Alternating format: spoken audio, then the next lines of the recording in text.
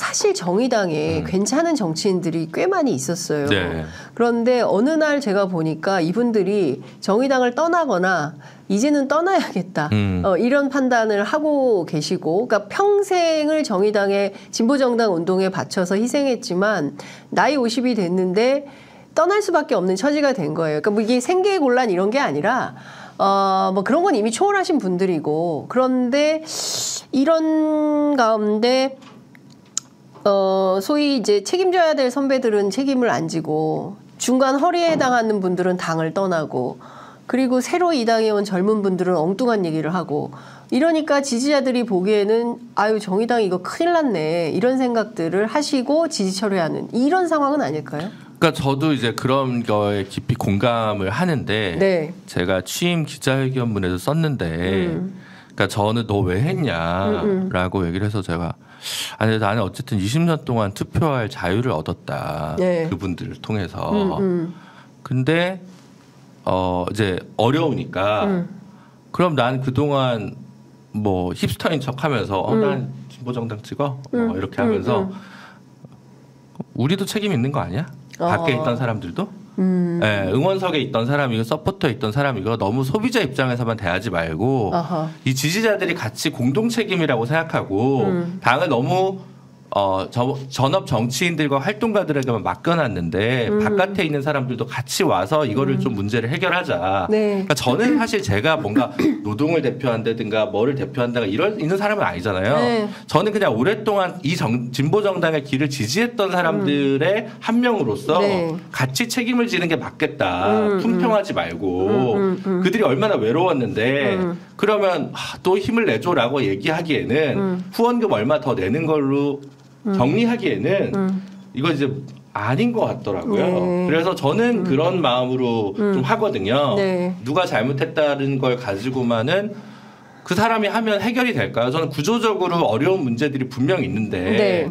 그걸 사람을 바꾼다고 해결 안 될 때가 있지 않습니까? 노회찬 의원이 그거를 뭐 판가리론 이렇게 얘기했던 네, 거잖아요. 네, 네. 그래서 이 판이 좀 어려운 것도 있으니까 바꿔야 되는 것도 맞는데 너무 사람을 쳐내는 방식은 계속 누군가를 배제하는 방식은 내가 옳다라는 오히려 더 아까 말씀하신 우물한 개구리가 되는 거 아닐까라는 생각이 들어서 하여튼 네. 저는 그런 마음입니다. 네. 자, 위원장님께서 필요하면 당명 개정도 마다하지 않겠다고 해야죠. 하셨어요. 해야죠. 정의당에서 어떻게 바뀌게, 이것도 투표합니까? 이거는 선거 연합을 같이 하시는 분들이랑 같이 상의를 해야 되니까. 예.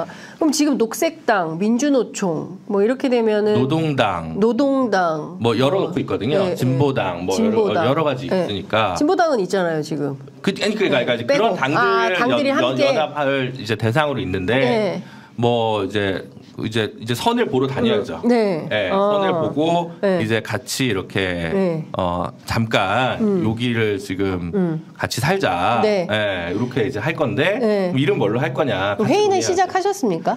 제가 이제 그래서 1호 행보는 네. 녹색당을 수요일 날 만났고요. 네. 월요일 날 이제 그 민주노총 뭐 전현직 리더들이나 이런 분들을 좀 노동계를 좀 만날 거고요. 네.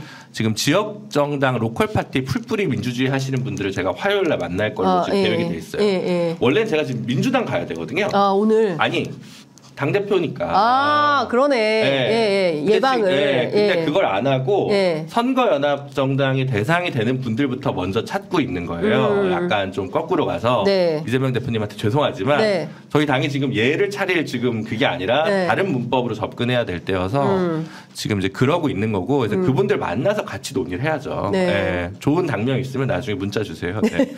알겠습니다.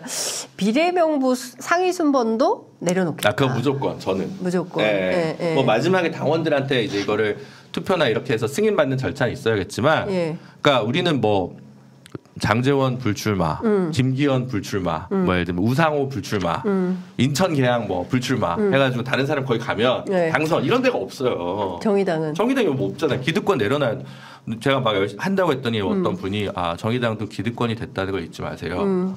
맞습니다. 네. 뭘 할 수 있을까요? 비례 1, 2번 내놓는 것밖에 없는 거예요. 네, 가진 게 없어서. 그러니까 줄 수 있는 게 1, 2번밖에 없다. 정말 뭐 이제 뭐 더 필요하면 더 내놔야겠지만 일단은 상징적으로. 왜냐하면 이제 악성 댓글 다시는 분들은 너희 없어질 거거나 발에 한두 석이다 이렇게 얘기하시잖아요. 그럼 제가 그 한두 석 내놓겠습니다. 네. 그 이상 제가 뭘 할 수, 근데 더 넘어가서 네. 1, 2, 3, 4번 다 내놓겠습니다. 이러면 이제 비대위원장의 독재. 네, 그건 제가 이제 거기까지 못하고 어쨌든 최대한 대신에 그분들이 뭔가 생태라든가 노동이라든가 이런 가치를 좀 담지하는 분들로 모셨으면 하는 거죠. 그렇군요. 어찌됐든 지금과는 좀 전혀 다른 활력을 불어넣는데 김준우 위원장이 굉장히 큰 역할을 하고 계신 것 같아요. 일단 정의당이 굉장히 젊어졌다라는 느낌을 받아요. 딱 대한민국 중위 연령인데 제가. 아니 그래도 그동안 기존에 그 정의당을 대표했던 분들의 이미지하고 비교해 보면 네. 예, 상당히 젊어졌다. 왜 이준석 류호정 의원 디스하시는 겁니까? 저보다 어린데. 류호정 의원이 저 젊은가요? 저희가 허리가 좀 부족한 거죠. 맞아요. 위가 7, 80년대 학번이 있고 뒤에 30대가 있고 잘 안 보였습니다. 40대가 없는 거죠. 40대가. 맞아요. 예. 그래서 이제 허리가 좀 없어서 네, 제가 뭐 조금 그런 부분인 것 같습니다. 네. 네. 아니 제가 이 얘기를 드린 이유는 사실 보수에서 혁명하겠다고 나서는 이준석 전 대표도 네. 지금 이제 40대가 되고 있는 네. 거잖아요. 그리고 이제 김 위원장님도 김 위원장 하니까 너무 약간 어렵 색깔 같아요. 뭐 직함이 비대위원장이니까. 알겠습니다. 대표님이라고 네. 불러도 아니야. 예, 하여튼 뭐 이렇게 되니까 네. 다 이렇게 젊은 분들로 이렇게 정치가 굉장히 젊어지는 느낌이 생기고 또 활력이 좀 솟는 것 같아서 저는 개인적으로 굉장히 긍정적으로 평가를 네. 하거든요. 저는 사실은 근데 세대 교체 별로 안 좋아하거든요. 네, 늘 몇 년 동안 막 방송 뒤져보면 세대 교체 어떻게 생각하세요? 저는 송해 선생님 끝까지 현장에 계셨다. 그렇죠. 영원한 현역. 샌더스, 코빈, 바이든 다 뭐 70대 넘어서도 나이가 중요한 게 아니다. 국민들한테 공감을 받으면 계속 있는 거고 국민들한테 공감을 못 받으면 젊은 정치인이라도 낙제인 거고 그래서 저는 오히려 청년이라서 우대받고 노인이라서 차별받고 그럼 중년을 위한 세상인가요? 저는 그거는 아닌 것 같은데 다만 저희가 허리가 좀 없었기 때문에 제가 좀 약간 좀 라인업이 완성된 느낌을 보여드릴 수는 있겠다. 이 정도로 얘기하지 세대 교체입니다. 이런 거 저는 그렇죠. 아니, 그러니까 세대라기보다 그러니까 뭐 분위기가 활력이 있어졌고 그런 거 굉장히 긍정적인 평가를 한다는 건데요. 많은 국민들이 대한민국의 개혁과 진보를 사실은 원하죠. 그리고 뭐가 됐든 조금 더 바뀌는 정치를 원하는 건데 김준우 위원장께서 좀 내가 여기까지는 조금 진도를 좀 빼겠다. 대한민국 진보 정치 여기까지는 좀 노력을 하겠습니다. 뭐 지금 사실 약속할 수 있는 게 많지는 않은데 않을 것 같긴 한데 그러니까 내가 옳다 너희가 뭘 모른다 이건 사실 19세기 계몽주의의 실패 아닙니까? 그러니까 어쨌든 근데 이제 무조건 또 이들이 하자는 대로 하자는 것도 리더의 자질은 아니고 근데 이제 저는 그냥 그런 것 같아요. 그냥 뭐 예를 들면 후배 세대한테 그때 뭐 했어요? 우리 사회가 이렇게 될 동안 뭐 했어요? 라고 얘기했을 때 옛날에 신해철 씨 노래 중에 길 위에서 보면 자랑스럽지는 않지만 부끄럽지는 않을 나의 길이라는 대사가 있는데 그 정도의 마음가짐을 가지고 있습니다. 그러니까 제가 정말로 대단한 비전을 가지고 있었으면 오히려 정치에 등판을 했겠죠. 그러니까 저도 약간 까다로운 소비자였던 것 같아요. 이건 안 돼. 이건 안 돼. 선이라는 게 있어. 그 다음 뭔데? 나도 자신 없는데? 그래서 난 여기까지. 저는 약간 개인적으로 그런 게 있었거든요. 그게 솔직한 저의 그거였던 거고.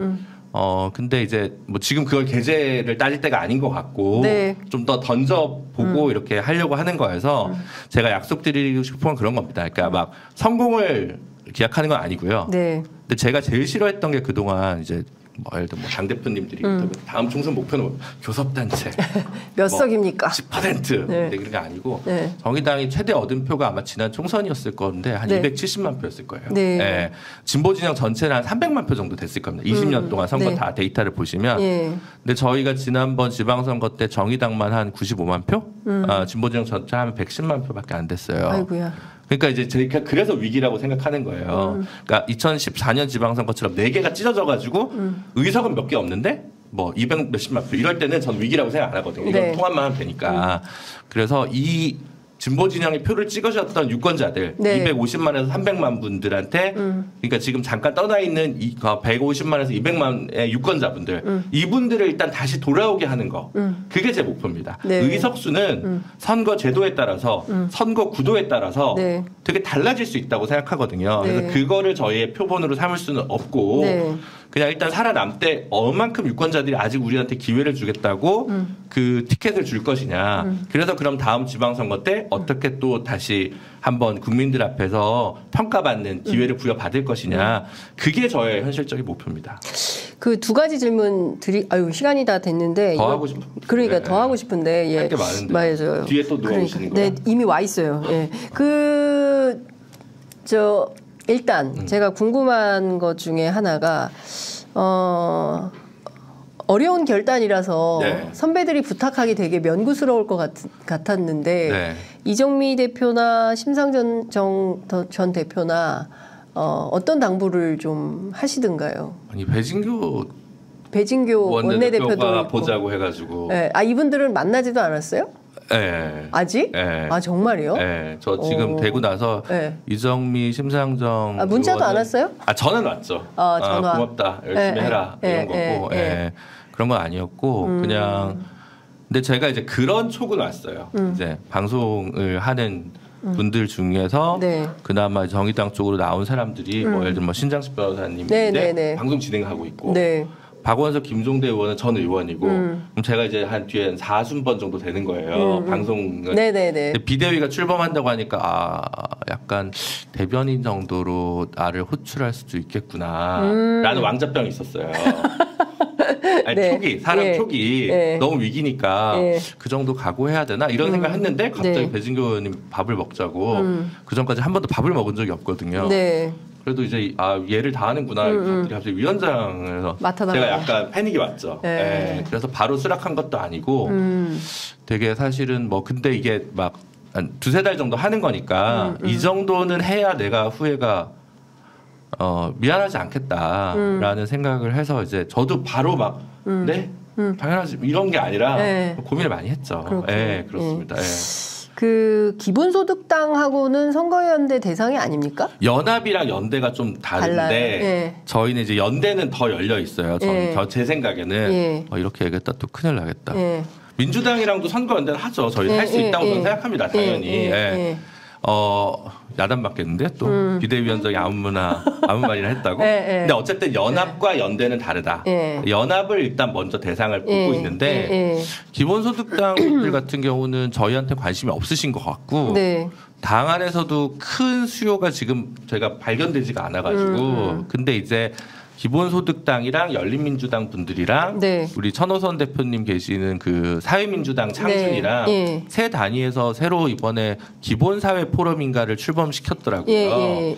그래서 아마 그 세 단위가 좀 먼저 소 블럭을 좀 만드시려고 하는 게 아닐까라고 좀 보여져요. 그렇군요. 그래서 그런 상황입니다. 알겠습니다. 어쨌든 지금 민주당 안에서도 내년 총선이 너무 절박하기 때문에 제 정당 사회단체가 함께하는 일종의 선거연대에 대한 고민이 민주당 안에도 있는 것 같습니다. 그러니까 정의당이 갖고 있는 고민 그리고 민주당이 갖고 있는 고민 그리고 그 밖에 다른 민주진보 진영에 있는 정당들이 갖고 있는 고민들이 내년 선거를 앞두고 어떻게 총화될지는 저희도 지켜보도록 하겠습니다.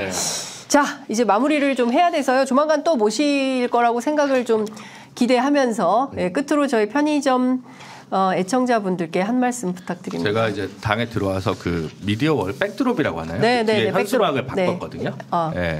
세상을 사랑하는 또 하나의 방식 정의당이라고 바꿨습니다. 그러니까 유일하진 않겠지만 이것도 꽤 괜찮은 방식이다. 이 당이 있고 없고가 우리가 사는 세상 한국 사회에서 그래도 그렇게 많은 돈을 들이지 않고 투자 승수 효과가 있는 선택일 거다라고 말씀을 드리고 싶고 그래서 저희가 많이 실망시켜드렸지만 같이 좀 한 번이라도 저희한테 표를 주셨던 분들은 함께 좀 하는 마음으로 애정 어린 비판, 사려 깊은 질책 이런 것들을 부탁드리겠습니다. 네, 뭐 열심히 하시라는 분들 많이 있습니다. 뭐 저희도 기대하겠습니다.